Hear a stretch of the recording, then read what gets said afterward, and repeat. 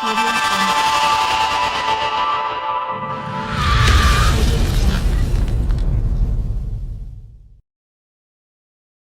rasuluh sallallahu alaihi wa ala alihi wa sahbihi wa man tabi'ahum bi ihsanin ila yaumiddin.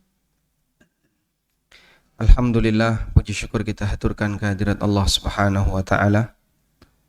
Pagi ini kembali kita melanjutkan kajian rutin dengan membaca Riyadhus Shalihin. Dan insyaallah kita akan membaca hadis nomor 119. Namun sebelumnya saya tanya Bapak Ibu, gimana kabarnya? Alhamdulillah, sehat jasmani, sehat rohani, sehat ekonomi. Masya Allah, alhamdulillah. Baik, maka tugas kita, karena seluruh ruas tulangnya sehat. Ini ruas tulangnya kalau ada yang sakit satu aja udah masuk rumah sakit ya. Nanti selesai kajian ngapain? Sholat duha ya. Semoga kita bisa mengamalkan seperti hadis kemarin. Berikutnya kita akan baca hadis selanjutannya di kitab Riyadhus Shalihin. An-Nawawi rahimahullahu ta'ala menyebutkan ats-tsalits, hadis yang ketiga di bab ini. Di bab ini adalah di bab banyaknya jalan menuju kebaikan. Wa anhu, dan darinya. Nya di sini siapa? Wa anhu, dan darinya. Perawi sebelumnya. Coba lihat perawi sebelumnya itu siapa? Abi Dzar. Berarti hadisnya ini adalah hadis dari Abu Dzar.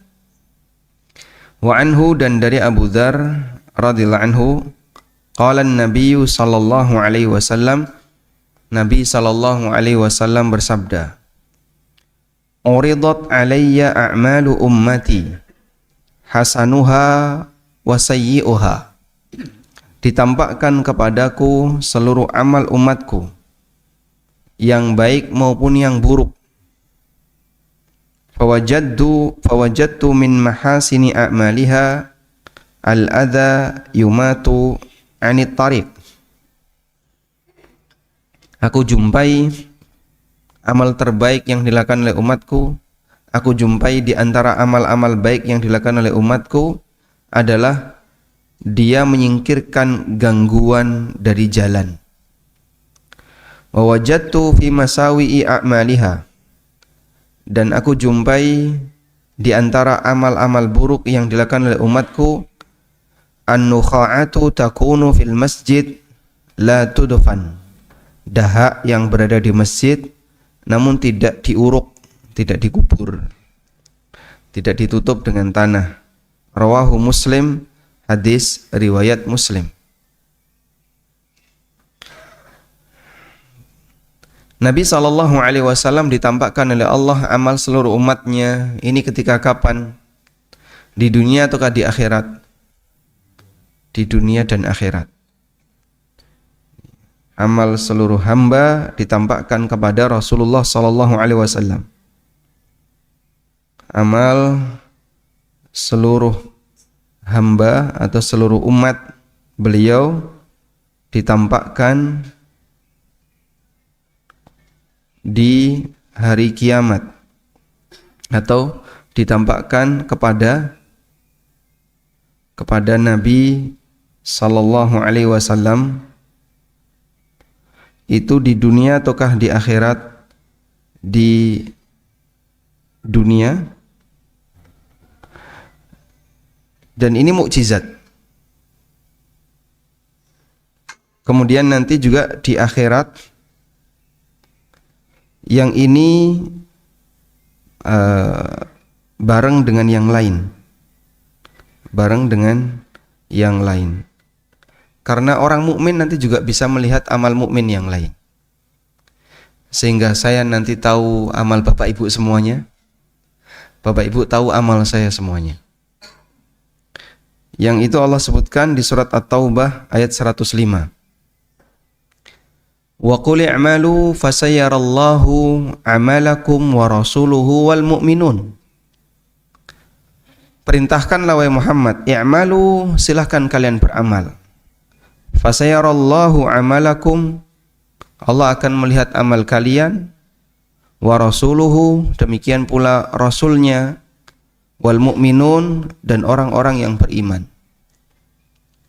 Sehingga nanti saya tahu amal Bapak Ibu sebagaimana Anda akan tahu amal saya. Oh, biasanya saya ngaji ning masjid kaya ngene to. Nanti akan tahu seperti itu. Dan Anda akan tahu amal saya. Oh, sing biasanya ngisi jandane kaya ngene. Jadi kita akan saling tahu amal kita, Pak. Ditampakkan oleh Allah Subhanahu wa taala, ditunjukkan. Ketika kita beramal sesuatu yang buruk, kalau nggak ada yang tahu, malu nggak kita? Nggak. Kenapa? Nggak ada yang tahu. Tapi bagaimana kalau ketika kita beramal buruk, saat kita sendirian, tiba-tiba kepergok orang yang sangat kita segani, Pak. Misalnya kepergok Pak Siddiq misalnya ya. Sehingga ada di antara kita yang umpamanya ya, dia melakukan tindakan buruk, tiba-tiba celing muncul Pak Siddiq misalnya. Kan tidak mungkin ya, itu umpamanya. Kira-kira gimana itu kira? Malunya ditaruh di mana, Pak? Gak ada tempatnya. Jadi kita akan sangat merasa malu. Apa yang akan Anda rasakan, ya, maksudnya perasaan ya, kalau yang tahu adalah Rasulullah Sallallahu Alaihi Wasallam. Kita berbuat sesuatu yang buruk, yang melihat Nabi Sallallahu Alaihi Wasallam, kira-kira gimana? Mungkin lebih malu karena dilihat oleh Rasulullah Sallallahu Alaihi Wasallam. Sehingga hadis ini sebenarnya sekaligus memberikan kita perhatian. Yang kau lakukan itu dilihat oleh nabimu Sallallahu Alaihi Wasallam. Allah tampakkan kepada beliau Sallallahu Alaihi Wasallam. Maka para sahabat yang ketemu Nabi Sallallahu Alaihi Wasallam, mereka sampai menjaga diri itu walaupun jauh dari Nabi Sallallahu Alaihi Wasallam. Karena beliau ngerti, ditampakkan oleh Allah Subhanahu wa taala kepada beliau, dan ini di dunia. Dan nanti di akhirat Allah Subhanahu wa taala tampakkan kepada seluruhnya, termasuk orang-orang yang beriman. Nah, kalau di akhirat kan tidak ada mukjizat ya. Karena hal-hal yang gaib sudah ditunjukkan oleh Allah Subhanahu wa taala. Sehingga tidak ada lagi hal luar biasa. Karena itu coba kita lihat keterangan yang disampaikan oleh Al-Hafidz Ibnu Katsir. Beliau mengatakan, qala Mujahid, berkata Imam Mujahid. Mujahid itu siapa? Muridnya Ibnu Abbas. Kelihatan nggak, Pak? Yang dari sana kelihatan? Kecil ya, ini nggak bisa saya perbesar. Kata Mujahid, hadza wa'idun. Ayat ini berisi ancaman. Wa qul i'malu fasayarallahu amalakum wa rasuluhu wal mu'minun. Beramallah kamu, sesungguhnya Allah, coba, hadza wa'idun, ini merupakan ancaman. Beramallah kamu karena Allah akan melihat amalmu, demikian pula orang-orang yang, demikian pula Rasulullah sallallahu alaihi wasallam dan orang-orang yang beriman. Coba kita lihat di sini. Ya, biarkan ini aja enggak apa-apa. Hadza wa'idun, ini merupakan ancaman. Maksudnya adalah ancaman dari Allah taala bagi orang yang menyimpang, sehingga dia harus tahu amalnya akan ditampakkan, akan ditunjukkan oleh Allah taala. Allah taala akan melihat amalnya, Rasulnya sallallahu alaihi wasallam dan orang-orang yang beriman. Wa hadza kainun la muhalata yaumal qiyamah, dan ini pasti akan terjadi, tidak mungkin bisa dihindari besok di hari kiamat. Kita masing-masing punya hal buruk yang kita rahasiakan. Bahkan keluarga kita jangan sampai tahu, baik yang bapak maupun yang ibu. Sehingga hal seperti itu kita mau cerita kita malu, ketahuan kita malu.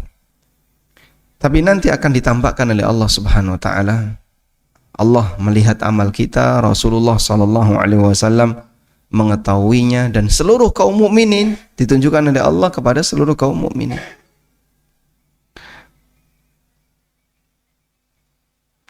Karena pada hari itu yauma idzin tu'raduna la takhfa minkum khafiyah. Pada hari itu akan ditampakkan kalian semua la takhfa minkum khafiyah, dan tidak ada lagi yang disembunyikan.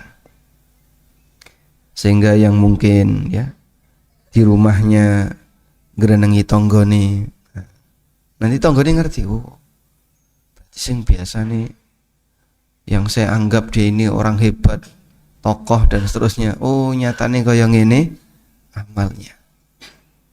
Yang mungkin tampak di depan TV orangnya bagus, soleh, ternyata di belakang orangnya seperti itu.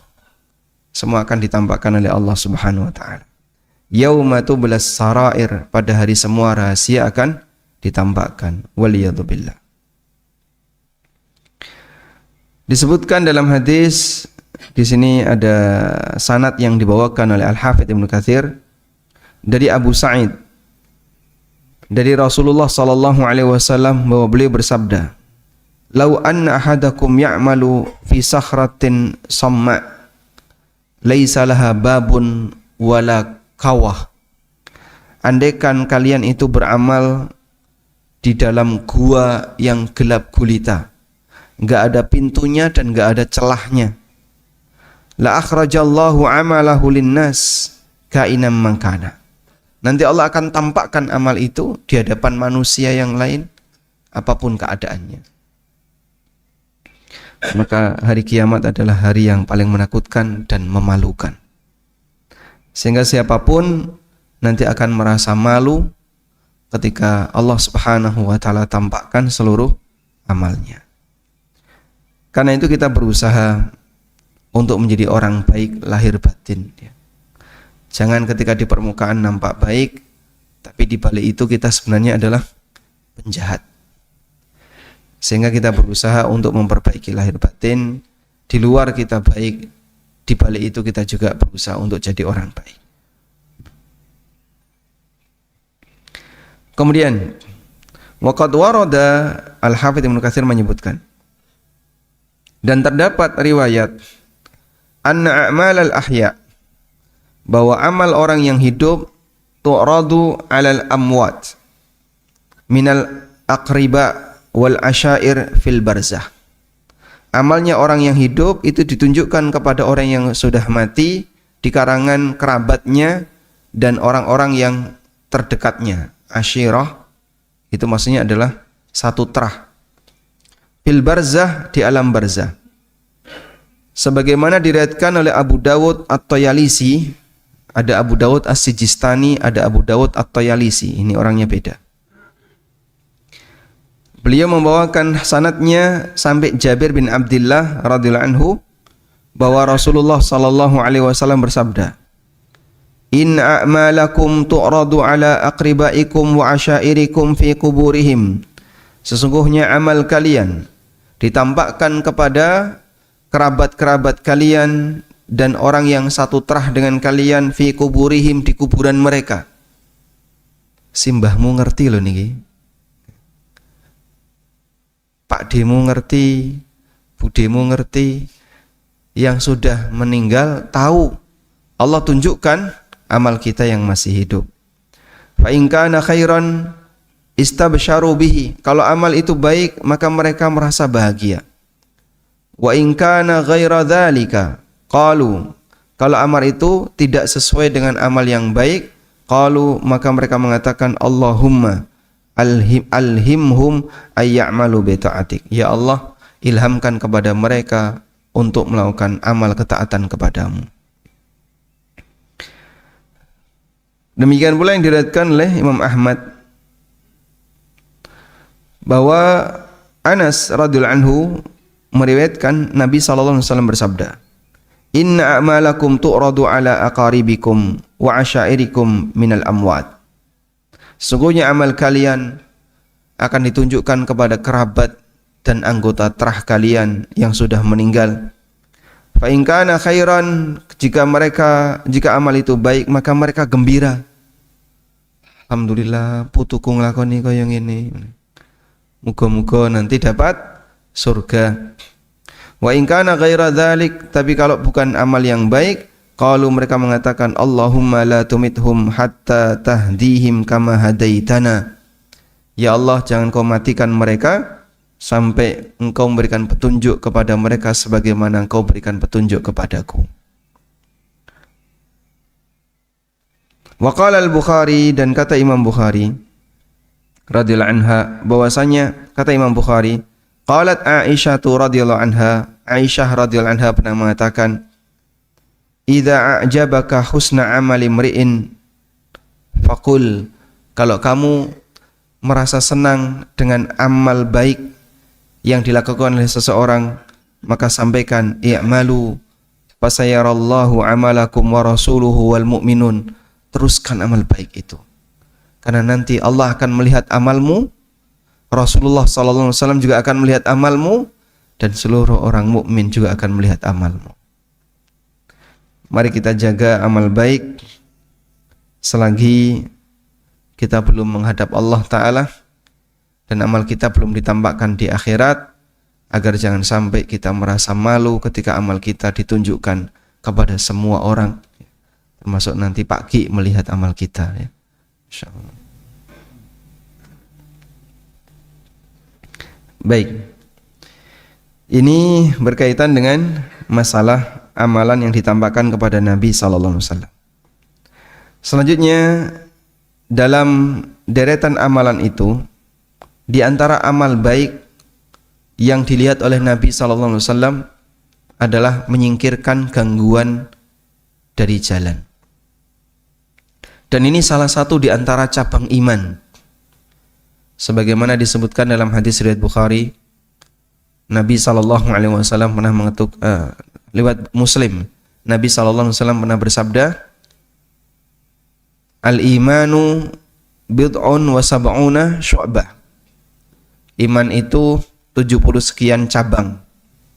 A'laha qaulu la ilaha illallah. Batas atasnya, cabang tertinggi adalah ikrar la ilaha illallah. Wa adnaha imatatul adza anit tariq. Yang paling rendah menyingkirkan gangguan di jalan.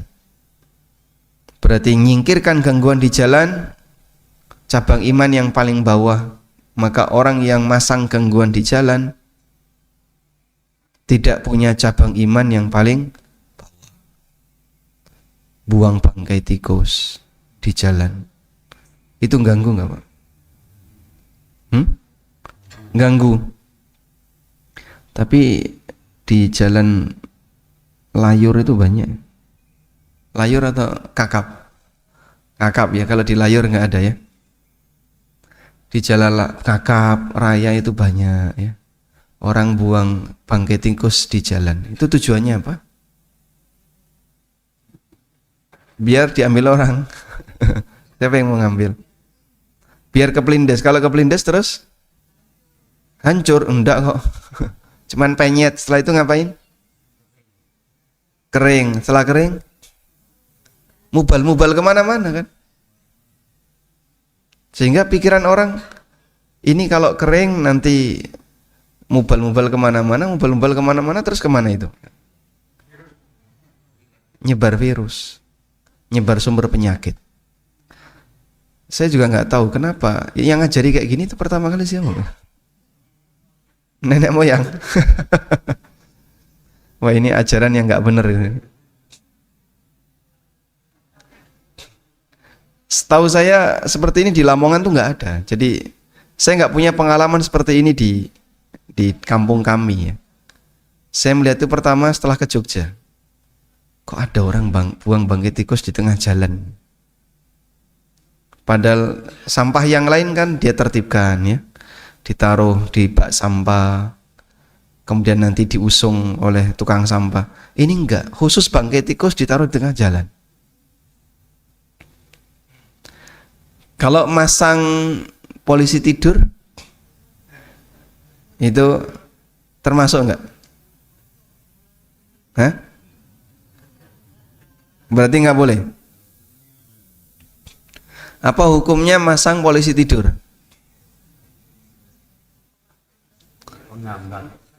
Disuruh Pak Polisi, Pak Polisi.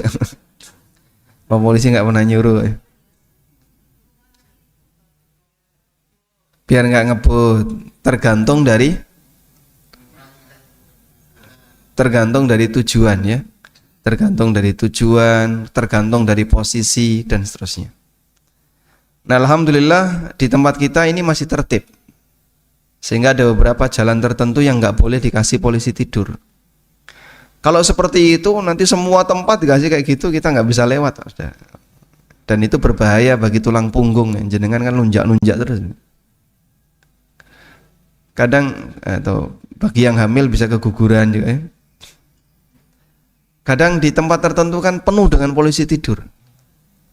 Kita kalau masuk ke daerah Pogung itu, masya Allah, kayak naik kuda aja nih. Jarak sekian, polisi tidur lagi. Jarak sekian, polisi tidur lagi. Nah, ya barangkali perlu untuk dipertimbangkan ya. Nggak semuanya harus dikasih. Ada titik tertentu yang ini nggak boleh dikasih polisi tidur. Biarkan orang, karena mereka butuh kenyamanan ketika lewat. Maka perhatikan wahai pemirsa ya. Kalau Anda mau masang polisi tidur harus izin dulu ya kepada warga, sebab ini akan mengganggu orang yang lewat. Alhamdulillah di beberapa titik jarang polisi tidur dan masyarakatnya sudah punya kesadaran dalam berlalu lintas. Maka kita jaga ya, jangan berisik ketika naik motor ya. Baik. Wa wajadtu fi masawi'i a'maliha an-nukha'ah, dan aku jumpai di antara deretan amal buruknya adalah an-nukha'ah, adanya dahak. Takunu fil masjid, di dalam masjid. Karena di zaman Nabi SAW orang meludah di dalam masjid itu hal biasa. Kok bisa? Alasnya tanah. Terus mereka kalau sholat gimana Pak? Ya pakai sandal. Mereka sholat pakai sandal.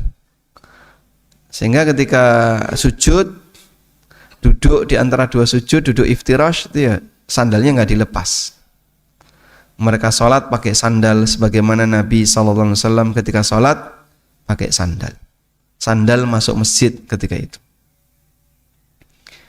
Tapi Nabi SAW ngasih peringatan, kalau ada dahak ya dikubur.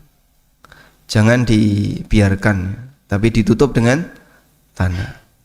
Boleh dahak tapi ditutup dengan tanah. Boleh meludah tapi ditutup dengan tanah. Sampai beliau pernah menjumpai ada ludah, ada dahak kering di dinding masjid. Oleh Nabi SAW dikerik pakai kuku beliau dan menampakkan wajah nggak suka. Siapa ini pelakunya? Di hadapan para sahabat.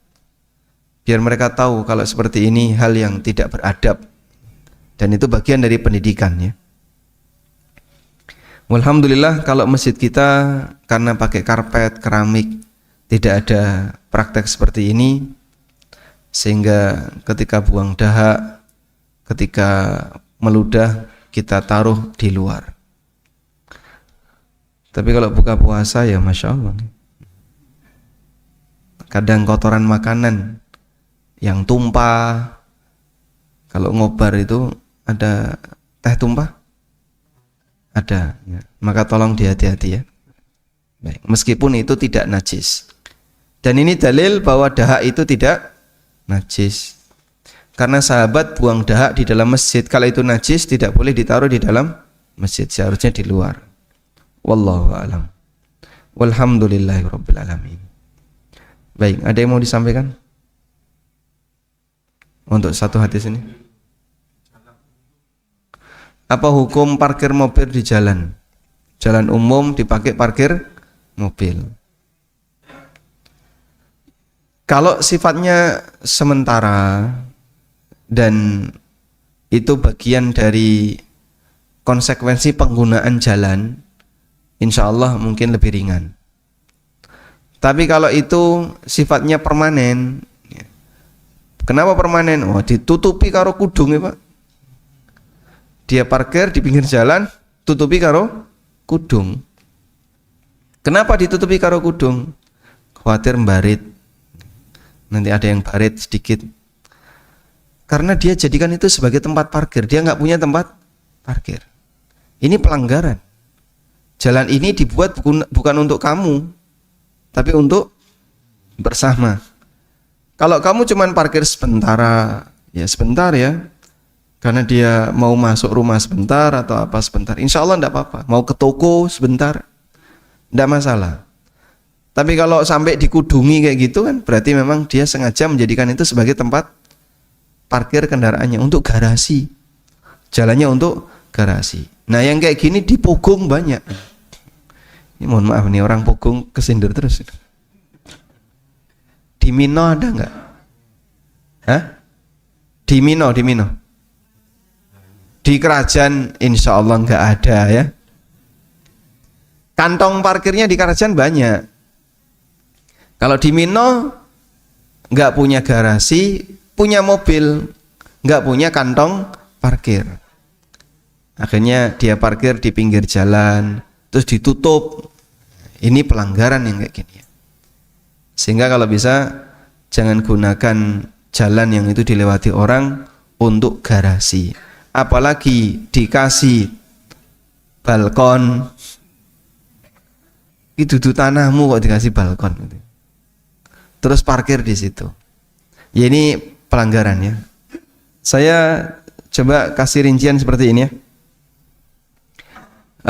Fasilitas umum ini ada di, saya punya buku, mungkin Bapak Ibu pernah melihat buku ini. Bukunya judulnya Pasar Muslim dan Dunia Makelar. Ini buku mana sih? Pasar Muslim ada nggak? Ini membahas tentang aneka aturan ketika di pasar, termasuk parkir. Contohnya di sini ya. Kalau parkir di pinggir jalan tuh boleh nggak? Mana sih? Pelanggaran di pasar. Aneka keributan di pasar kalau tidak salah judulnya. Masalah parkir kendaraan. Halaman 125 ya. Kita bawa ke 125.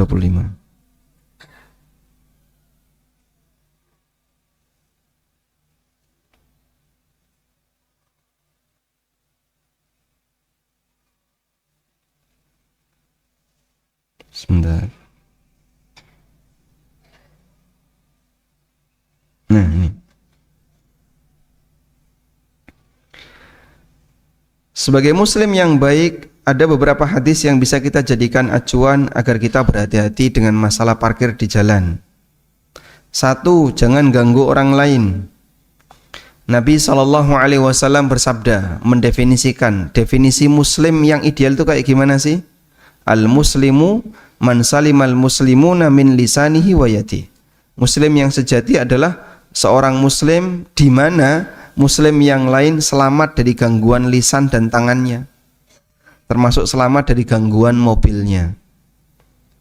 Sehingga ketika ada orang lain yang merasa tidak nyaman dengan gangguan Anda, kesempurnaan iman Islamnya dipertanyakan.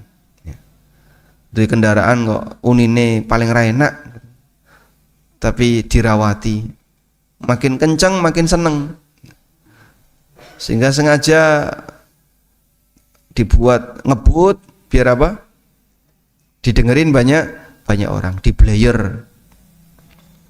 Yang kedua, waspadai semua sumber doa buruk. Mengganggu orang bisa memicu orang yang diganggu mendoakan keburukan. Dan Nabi SAW tidak melarang orang yang mendoakan keburukan tadi. Bahkan beliau mengingatkan agar perbuatan mengganggu ini diwaspadai. Nabi SAW pernah bersabda, ittaqul la'anain, takutlah kalian kepada dua sumber laknat, alladzi yatakhalla fi tariqin nas au fi dhillihim, yaitu orang buang kotoran di tengah jalan atau di tempat teduh, ning gardu. Itu kan tempat orang kumpul di situ, tiba-tiba ada kotoran.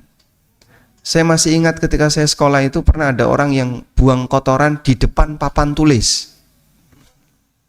Jadi sekolah saya dulu kan nggak ada kuncinya dan di pinggir jalan. Pas liburan gitu, libur panjang, kemudian masuk pertama itu ada kotoran di depan papan tulis. Orang buang kotoran di sini, wah ini sengaja. Saya SMP waktu itu ya. Sengaja ngisro ini ngejak. Ya akhirnya kita cuman kerja bakti aja. Salah satu PR-nya itu ada kotoran di depan papan tulis.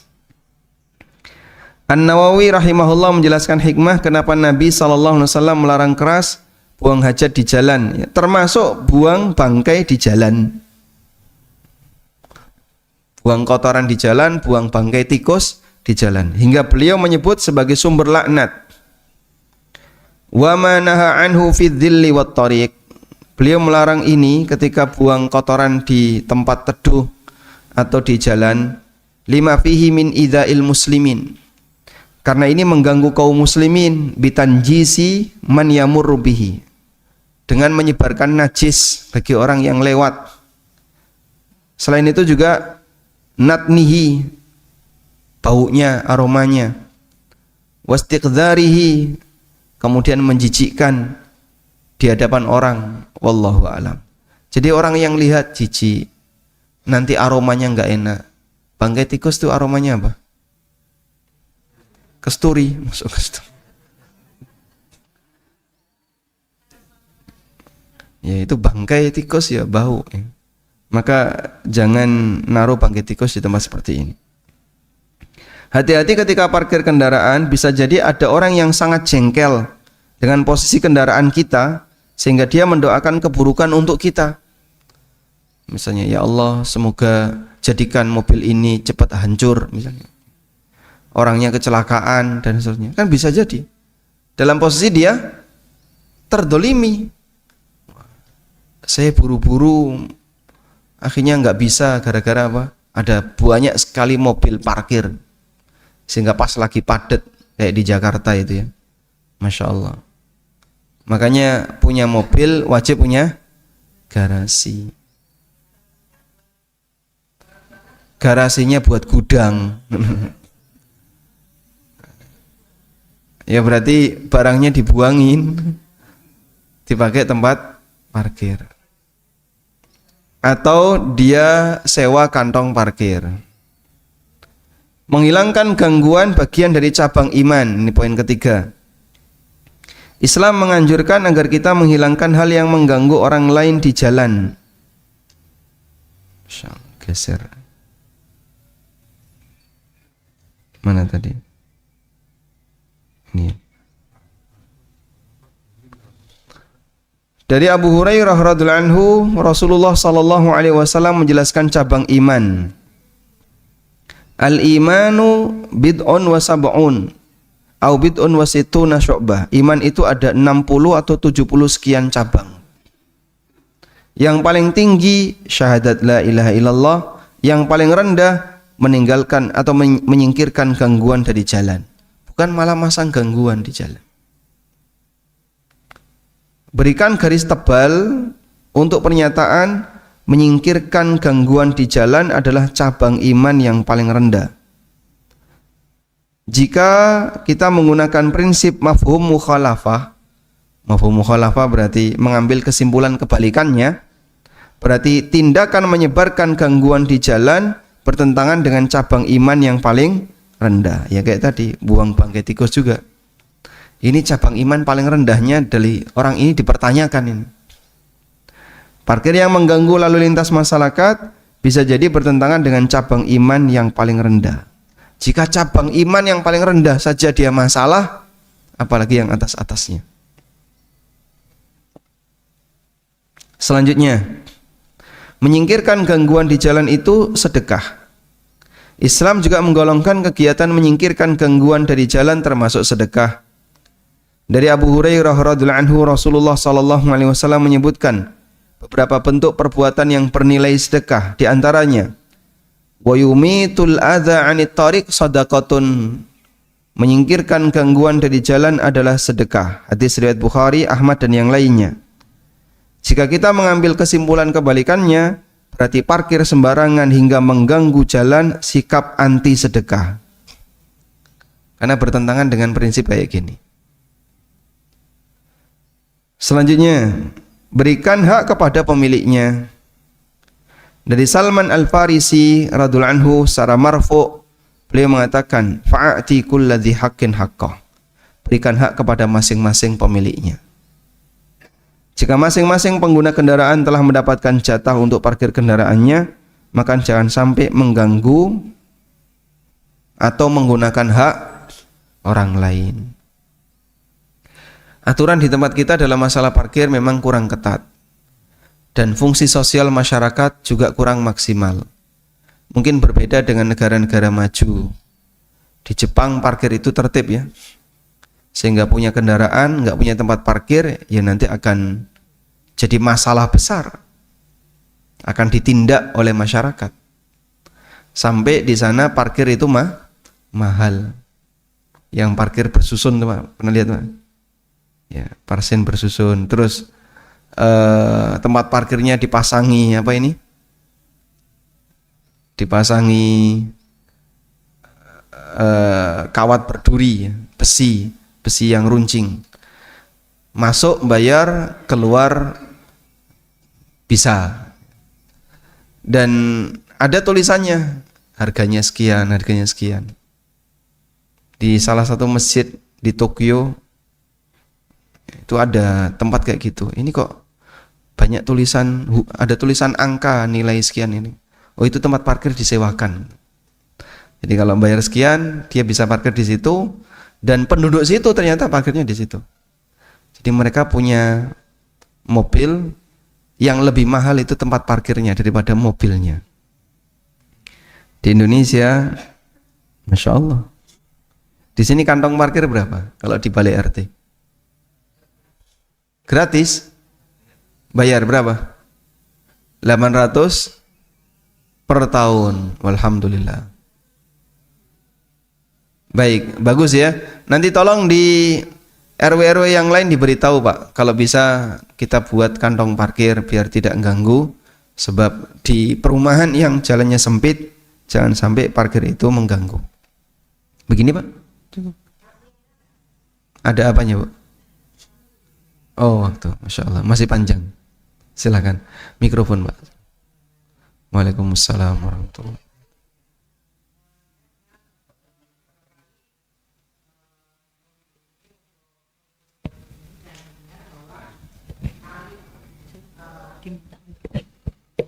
Ya, assalamualaikum warahmatullahi wabarakatuh. Ini mengenai aib. Waalaikumsalam warahmatullahi wabarakatuh. Nah, ini saya beberapa kali mengikuti Thalibul Ilmi, dan aib ini tidak harus Allah itu menampakkan nanti ketika di akhirat ya. Tapi kalau di dunia saya nggak ngerti, mungkin bisa langsung itu sebagai hukuman atau apa gitu. Tapi kalau di akhirat itu nanti Allah dengan rahmatnya itu bisa menutupi aib itu. Itu pertama. Yang kedua, itu pertanyaannya apa itu jadi? Benar nggak itu? Artinya Allah itu tadi kan saya mendengar bahwa Ustadz memberikan pencerahan bahwa nanti Allah akan menampakkan aib kita ketika di akhirat, ataupun kalau amal perbuatan. Ya, amal perbuatan. Kemudian yang kedua, begini, saya juga sering mendengar bahwa tutuplah aibmu walaupun itu kepada pasanganmu. Nah, persoalannya ketika misalnya ini ada orang ta'aruf nih, kemudian sudah menikah, ternyata si laki ini aibnya banyak banget gitu loh. Artinya dari keluarganya tuh tidak memberikan penjelasan yang rinci bahwa si laki ini sudah banyak aibnya, dan ini berkaitan dengan hukum. Nah, ketika sudah menikah ternyata si keluarga ini juga memperlakukan tidak sebaik gitu loh, sehingga akhirnya aib ini terbuka gitu loh. Nah, kemudian secara hukum apakah misalnya loh Pak, ini dari pihak perempuan ini sangat jengkel gitu ya, dan tidak mau istilahnya memutuskan silaturahim mau gimana, dan mengharapkan si anak perempuannya ini cerai dari lakinya gitu ya. Nah ini bagaimana hukumnya?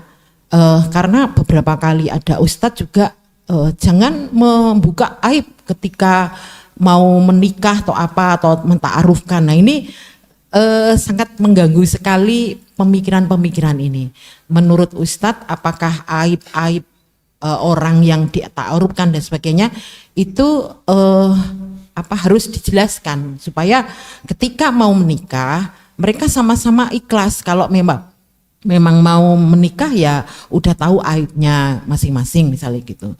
Itu penting banget ini karena berkaitan dengan hukum Masya juga. Allah, karena yang mau ta'aruf banyak ini ya di sini. Iya, karena ini juga orang tua juga bisa mempidanakan karena merasa keluarga besar perempuan ini merasa ditipu juga karena tidak memberikan keterangan yang sesungguhnya. Terima kasih. Assalamualaikum warahmatullahi wabarakatuh. Waalaikumsalam warahmatullahi wabarakatuh. Ketika kita membahas tentang rahmat Allah, membahas tentang kemurahan Allah, kasih sayang Allah, itu hal yang benar. Tapi bukan berarti terus membuat kita jadi gampang sembrono dan durhaka di hadapan Allah. Sehingga ada sebagian orang yang dia menyampaikan kepada jamaahnya, rahmat Allah itu luas. Allah tidak perlu menyiksa kita. Allah tidak perlu menghukum kita. Ya, rahmat Allah itu luas. Tapi bukan berarti terus kita dikasih kelonggaran seluas-luasnya. Sakarepmu silahkan berbuat maksiat ya. Kayak gini bahaya. Sehingga Islam mengajarkan keseimbangan. Ada situasi di mana kita dibangun rasa takut kepada Allah. Ada situasi di mana kita perlu banyak membangun rasa harap kepada Allah. Makanya keseimbangan itu diajarkan dalam prinsip al-khauf war-raja. Sebagaimana ada janji surga, ada ancaman neraka.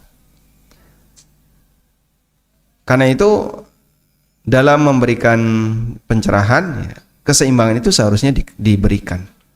Kita sebagai hamba perlu waspada, amal kita akan dihisab. Kita akan ditunjukkan kesalahan-kesalahan yang kita lakukan. Tapi di saat yang sama kita juga dikasih motivasi. Namun kalau Bapak Ibu berusaha untuk baik, semoga nanti dapat balasan yang baik dari Allah, amal kita ditutupi, dan seterusnya. Ada kondisi di mana kita dibangun rasa takut dan dibangun rasa harap. Yang tadi saya sampaikan cuma menyampaikan penjelasan dalam tafsir Ibnu Katsir untuk surat At-Taubah ayat 105 yang sudah kita bacakan ayatnya. Wa qul i'malu fasayarallahu 'amalakum wa rasuluhu wal mu'minun. Katakanlah ya Muhammad, i'malu, beramallah kalian. Nanti Allah akan melihat amal kalian, demikian pula Rasul sallallahu alaihi wasallam dan orang-orang yang beriman. Jadi ketika semua melihat amal kita, apa yang akan kita rasakan? Perasaan apa yang muncul? Mungkin kita akan merasa malu. Sekarang orang tua saya jadi ngerti, bapak ibu saya jadi ngerti, paman bibi saya jadi ngerti. Orang yang mungkin kita segani selama ini, kita berusaha menampakkan hal yang baik.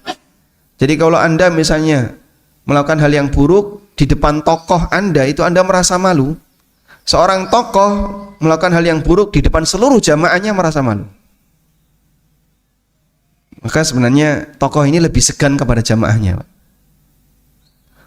Misalnya ada tokoh besar ya di Masjid As-Salam. Siapa misalnya di sini? Pak Ki misalnya ya. Pak Ki. Kita melakukan hal yang buruk di depan Pak Ki malu. Nah, Pak Ki di depan jamaah yang lain juga malu. Karena kita ingin menjaga kehormatan kita. Kita ingin tetap terhormat, tidak dianggap sebagai orang yang jelek di mata masyarakat. Walaupun mungkin di balik itu kita nggak tahu kan. Karena masing-masing kita punya hal rahasia yang tidak ingin diketahui oleh orang lain. Baik. Nah, kemudian Ibnu Katsir menyebutkan beberapa riwayat yang tadi sudah saya bacakan ya. Maka semoga ini jadi perhatian bagi kita semuanya. Lalu kalau pertanyaannya begini, bagaimana Pak caranya biar Allah tidak mempermalukan saya di depan umum nanti di hari kiamat? Nah, di sini ada amalan yang dikasih balasan seperti itu. Coba kita lihat ini jamaah. Hadis riwayat Bukhari bahwa Rasulullah Shallallahu Alaihi Wasallam pernah bersabda, Muslim itu saudara bagi Muslim yang lain.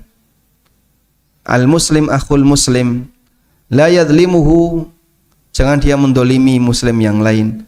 Wala yuslimuhu, jangan dia serahkan Muslim yang lain untuk dijahati, untuk didolimi oleh Muslim yang lain atau oleh orang lain. Bantu Muslim yang didolimi. Kita punya tanggung jawab untuk membantu masyarakat Palestina dari penjajahan Israel. Sebagaimana kita punya tanggung jawab untuk membantu siapapun yang didolimi. Jangan biarkan dia didolimi. Wa man kana fi hajati akhihi, siapa yang memenuhi kebutuhan saudaranya, kana Allahu fi hajatihi, maka Allah Ta'ala akan memenuhi kebutuhannya.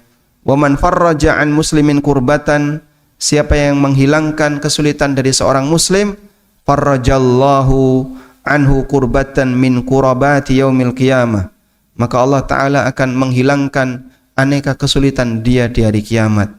Sekarang bagian ini. Wa man satara musliman, siapa yang menutupi aib seorang muslim, satarahullahu yaumal qiyamah, Allah akan menutupi aibnya di hari kiamat. Riwayat Bukhari. Sehingga kalau Anda melihat ada tetangga Anda melakukan hal yang buruk, hanya Anda yang tahu. Sekarang ada nggak orang punya selera yang pingin menampakkan hal yang buruk itu kepada orang lain? Aku kok pengen cerita gitu. Ada? Ada. Sehingga syahwat dia itu ingin menceritakan keburukan orang lain. Kadang meronta-ronta itu. Ayo ceritakan, ayo ceritakan. Karena saat kita menceritakan hal buruk orang lain, kita jadi terangkat. Wah, berarti kamu nggak ngelakuin kayak gitu, kamu lebih baik. Apalagi di forum gerenengan, ya. Nek wis kumpul, nyun sewu nggih, ibu-ibu nek wis kumpul, kalau nggak ngumpulin lemak, ngumpulin dosa. Bapak-bapak. Kalau bapak-bapak kumpul, itu ngumpulin duit. Makan-makan, Pak. Karo ngrenengi iwak. Omong di sawang-sawang ra gede-gede, Pak. Baik. Jadi kalau kita ingin jadi orang yang ditutupi aib kita, ya lakukan ini. Anda ketika melihat ada aib orang lain, berusahalah untuk menutupinya. Semoga nanti di akhirat Allah menutupi aib saya. Begitu ya. Sehingga ada hal buruk yang dialami oleh orang lain. Terutama mohon maaf ya, kalau orang jadi tempat curhat orang lain. Nah, jadi dia tahu, oh ternyata orang ini punya masalah, ini orang punya masalah, ini punya masalah. Udah? Nah posisi dia dijadikan tempat curhat ini kan dapat amanah besar. Begitu ada banyak orang cerita tentang masalahnya. Saya punya segudang masalah tetangga-tetangga saya, teman-teman saya. Ketika saya ceritakan, mungkin itu akan jadi aib bagi dia. Dan itu akan merusak amanah, maka kita perlu jaga. Tayyib. Selanjutnya, bagaimana kalau berkaitan dengan orang yang mau ta'aruf? Aib ketika ta'aruf itu ada dua ya. Pertama, aib yang merugikan pasangan jika tidak cerita. Yang kedua, aib yang tidak merugikan pasangan ketika tidak cerita. Jadi batasannya dua ini. Kalau merugikan, ya wajib cerita. Misalnya duda, tapi dia nggak cerita. Kalau sebenarnya dia duda, atau bahkan bukan duda, dia masih punya istri. Sehingga ketika ta'aruf, saya masih bujang kok. Nah, padahal dia punya istri, tapi dia tidak terus terang.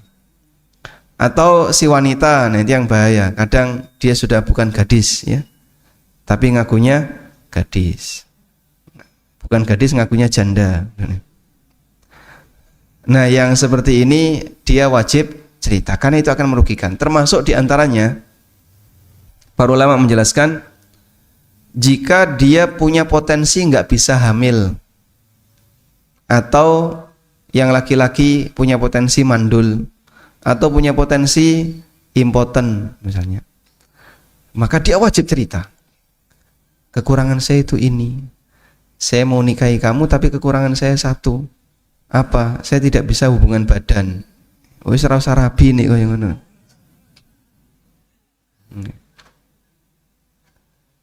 Sehingga kalau sudah tidak bisa melakukan seperti itu, ya untuk apa dia nikah? Kekurangan yang menyebabkan orang kehilangan punya keturunan, kehilangan kesempatan untuk mendapatkan kenikmatan pernikahan, atau merugikan pasangan, wajib cerita. Punya utang wajib cerita enggak?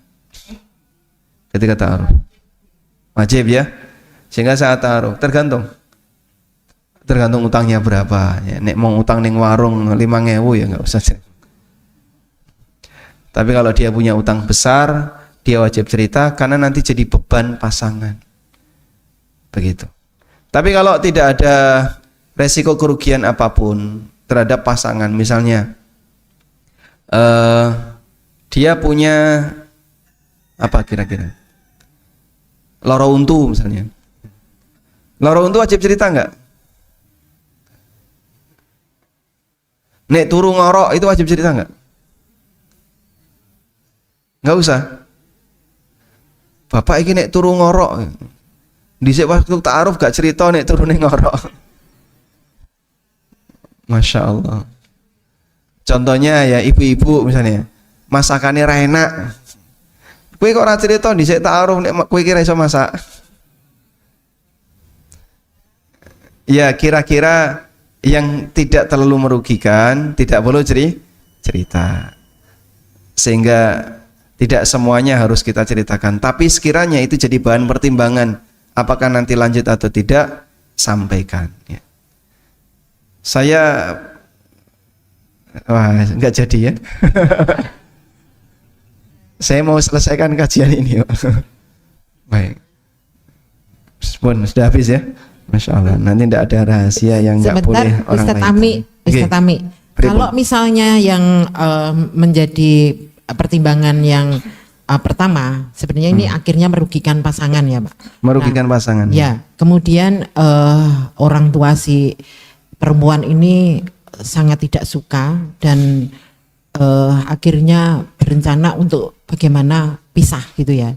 Nah ini dosanya sampai seberapa ini orang tua untuk memisahkan pasangan ini, karena emang kayaknya dilihat juga lebih banyak madorotnya daripada manfaat ke depan. Tapi ini juga lahir manusia aja ya, kelahirnya manusia untuk pandangannya. Tapi secara syariahnya gimana gitu Ustadz? Matur nuwun. Bisa diperbaiki nggak kira-kira? Jadi sekiranya nggak bisa diperbaiki ya, dan si pihak wanita merasa dirugikan, dia punya hak gugat cerai. Dia punya hak gugat cerai selama tidak diceritakan sebelum akad nikah, karena kan dia nggak tahu. Sehingga di aib ini, satu, aib itu merugikan pasangan ya. Yang kedua, tidak bisa diperbaiki. Yang ketiga, pihak pasangan nggak ridho, maka dia punya hak untuk gugat cerai. Dia bisa sampaikan ke pengadilan agama bahwa suami saya statusnya seperti ini. Tapi ini haknya pengantin perempuan. Sementara walinya hanya bisa ngasih arahan, ngasih saran. Ya nek kue kira-kira kerasa berat, ya kita bantu untuk gugat cerai. Tapi kalau misalnya pihak perempuan, saya seneng dengan mas ini, walaupun punya kekurangan di sini. Sudahlah, nggak apa-apa kekurangan itu, kelebihan beliau lebih banyak, misalnya suge, blegedu, anak tunggal, royal, ya, misalnya kan ya. Nah, dengan semua kelebihan itu menyebabkan kekurangan yang dimiliki oleh lelaki ini ditoleransi. Saya anggap itu sudah berlalu saja, dan saya lebih milih untuk bertahan daripada pisah. Sah-sah saja.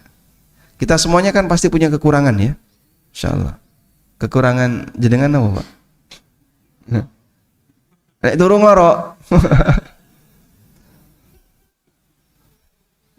Awalnya mungkin terganggu, tapi lama-lama istrinya biasa, Pak, ya. Malah malu ngorok.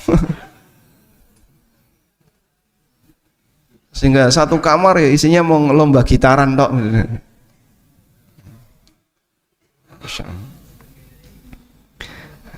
Baik, ya mungkin itu sebagai pertimbangan. Intinya sah-sah saja melakukan gugat cerai. Sebentar Ustadz. Masya Allah. Ini si pasangan kayaknya ridho, artinya tetap dia bertahan. Tapi si orang tua ini merasa, orang tua istrinya ini merasa dia ditipu secara pidana gitu ya. Nah ini kalau misalnya dilakukan pisah karena dia merasa ditipu, kalau seandainya saya tahu seperti itu, saya nggak akan menyerahkan, walinya begitu. Nah ini urusan dunia ya. Nah sekarang gimana Ustadz untuk keputusan itu seandainya emang dia memaksa untuk tetap saya nggak ridho dan akan melakukan istilahnya perceraian, atau maksudnya walinya ini yang nggak terima melakukan laporan atau gimana. Nah ini hukumnya gimana ini Ustaz? Oh dijawab besok aja. Oh baik, Pak Budi meminta jawab besok ya. Ini Ya, nanti japri aja karena ini urgent. Oh siap. Ya, terima Wasitnya kasih. sudah melarang saya untuk melanjutkan. Baik, siap ya. Baik, demikian yang bisa kita sampaikan. Semoga Allah Ta'ala memberikan taufik bagi kita untuk bisa menjaga amal baik kita, baik di depan banyak orang maupun ketika kita sendirian. Wassallallahu ala nabiyyina Muhammadin wa ala alihi wa sahbihi wasallam. Wa akhiru da'wana anil hamdulillahi rabbil alamin. Wassalamualaikum warahmatullahi wabarakatuh.